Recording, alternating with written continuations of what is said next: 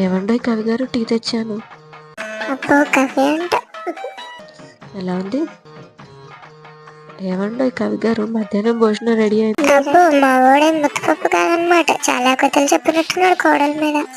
ఏమండోయ్ కవి గారు, ఈవినింగ్ స్నాక్స్ ఏం చేయమంటారు? అబ్బో నా కొడుకు పెద్ద కవి. కవి గారు అని ఎంత చక్కగా పిలుస్తుందో నా కోడలు. నా కోడలు బంగారం. కూర తెచ్చుకున్నాను కదా, మరి అట్లా ఉంటది మనతోని. అత్త మజాకనా.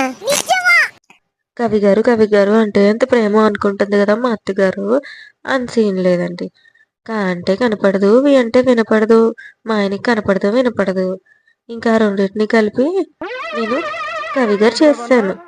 ఎలా ఉంది ఐడియా? సూపర్ ఉంది కదా. ఎవ్వరు కనిపెట్టలేరు, చచ్చినా కనిపెట్టలేరు.